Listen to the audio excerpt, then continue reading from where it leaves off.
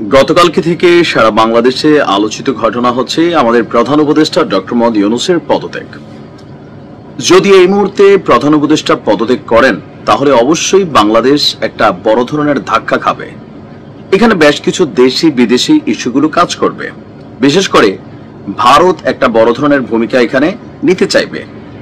আর নিষিদ্ধ ঘোষণা করা বাংলাদেশ আওয়ামী লীগ তারাও কিন্তু এই পরিস্থিতিকে কাজে লাগাবে। এটার নামই হচ্ছে রাজনীতি। আর এই পদত্যাগের ফলে সবচেয়ে বেশি ক্ষতিগ্রস্ত হবে বাংলাদেশ এনসিপি, জাতীয় নাগরিক পার্টি হিসেবে যারা নিজেদের এই দলটিকে তৈরি করেছেন এনসিপি, এবং এই কয়েকজন সমন্বয়ক, তাদের প্রথম সারির বেশ কিছু নেতাকর্মীরাও মানে দেশের মধ্যে কোন পরিস্থিতিতে পড়বে বুঝতেই পারছেন। আর যার কারণে অনেকটা ভয় পেয়ে গেছেন এনসিপি সহ অন্যান্য যারা ডক্টর ইউনূসের একদম প্রধান সারির যারা পৃষ্ঠপোষক আছেন অথবা তাকে যারা নিয়োগ দিয়েছেন। গতকালকে নাহিদের মুখ থেকে আমরা যখন প্রথম শুনতে পেলাম যে ডক্টর ইউনূস পদত্যাগ করবেন, এরপরেই বিষয়টা নিয়ে আপনার ডালপালা মেলে নানান কারণ। কিন্তু ফাইনালি আসলে কেন ডক্টর মোহাম্মদ ইউনূস তিনি পদত্যাগ করতে চান বা চিন্তা ভাবনা করছেন, সেই কারণটি বের হয়ে এসেছে খোদ তার মুখ থেকে। চলুন দেখি আমরা যে তিনি কি বক্তব্য দিয়েছেন। উপদেষ্টাদের জরুরি একটা বৈঠক হয়েছে বেলা 11টায় তেজগাঁওয়ে প্রধান উপদেষ্টার কার্যালয়ে উপদেষ্টা পরিষদের নির্ধারিত বৈঠকে ডক্টর ইউনূসের পদত্যাগের প্রসঙ্গ উঠে আসে। প্রথমে 1 ঘন্টা নিয়মিত উপদেষ্টা পরিষদের নির্ধারিত বৈঠক হয়, এরপর সচিবরা বেরিয়ে যান।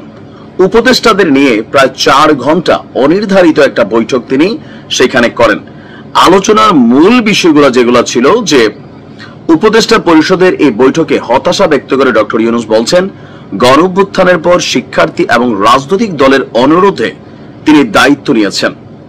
দলগুলোর সহায়তার প্রতিশ্রুতি দিয়েছিল, কথা দিয়েছিল আগে সংস্কার পরে নির্বাচন, কিন্তু এখন অস্থিরতা তৈরি করছে, মানুষের আশা পূরণ করতে দিচ্ছে না, জনদুর্ভোগ তৈরি করছে, যে কোনো ইস্যুতেই রাস্তা অবরোধ করছে।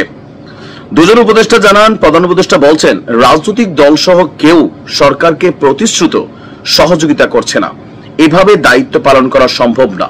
নির্বাচন নিয়ে চাপ তৈরি করা হয়েছে, বিদ্যমান পরিস্থিতিতে সুষ্ঠু নির্বাচনের সম্ভাবনা ক্ষীণ, মানে একদম অল্প।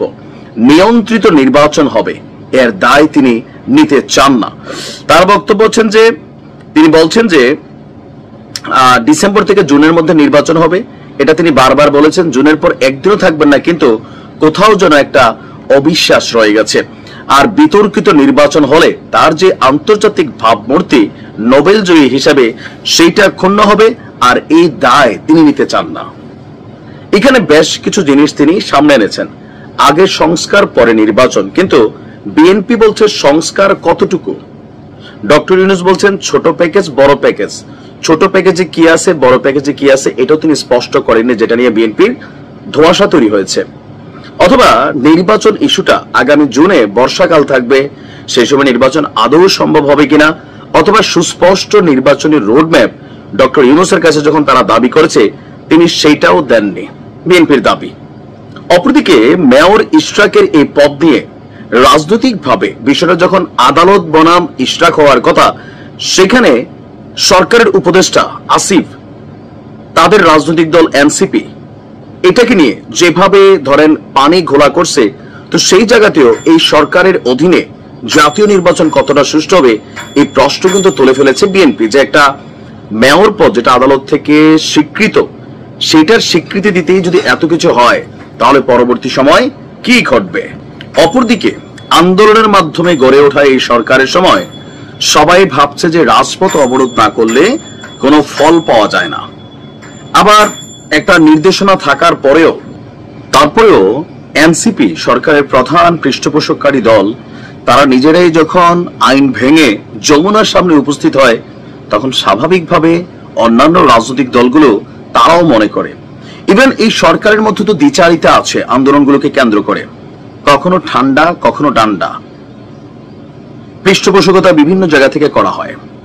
তো এরকম নানান জিনিস ডক্টর মোহাম্মদ ইউনূস তিনি ক্ষমতায় বসার পর থেকে ছোটখাটো অনেক কিছুকে তিনি হয়তো বুঝতে পারেননি, অথবা এনসিপির প্রতি ওনার ভালোবাসার অন্য জায়গা ছিল।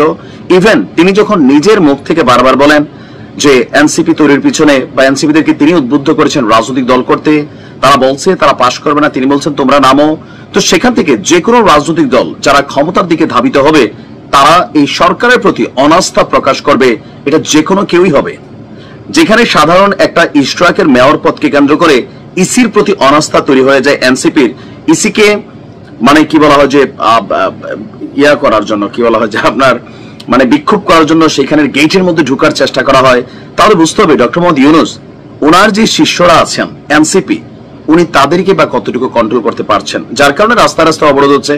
সাধারণ মানুষ যথেষ্ট বিরক্ত, যথেষ্ট। আপনার মব ভায়োলেন্স, যেখানে মব ভায়োলেন্স হচ্ছে সেখানে সরকার কি ভূমিকা রাখছে? লাস্ট কয়েকটা ঘটনা আমরা দেখছি যে আইন শৃঙ্খলা বাহিনী নেড়ে চেড়ে বসছে। অনেক ঘটনা যেগুলো এই সরকারের প্রতি অনাস্থা তৈরি করে ফেলেছে এবং এনসিপির প্রতি তো করছেই। আপনার খেয়াল থাকার কথা 5ই আগস্টের পর বন্যার সময় এই এনসিপির নেতাদের হাতে বাংলাদেশের মানুষ কিভাবে টাকা তুলে দিছে, কিন্তু সেই টাকার সুষ্ঠু বন্টন আদৌ কি হয়েছে? আমি তো কুমিল্লার ছেলে, আমার এলাকায় এনসিপির কি মাল গেছে ভাই? রাস্তাটাই ঠিক হয় নাই, হাঁটু সমান গর্ত। কি করছেন? বিএনপি বলছে আপনি সংস্কার করছেন, কিন্তু কিসের সংস্কার করছেন, কি সংস্কার করছেন কোনোটাই দৃশ্যমান নয়। আবার এই সংস্কার নিয়েও আছে নানান বিতর্ক। তো সবকিছু মিলিয়ে ডক্টর মোহাম্মদ ইউনূস নিজেও অনেক কিছুর জন্য দায়ী, আবার এনসিপি অনেক কিছুর জন্য দায়ী, বিএনপিও অনেক কিছুর জন্য দায়ী। আর এই মুহূর্তে আসলেই সুষ্ঠু নির্বাচন করা ডক্টর মোহাম্মদ ইউনূসের সরকারের পক্ষে সম্ভব না, এটা কিন্তু সত্যি।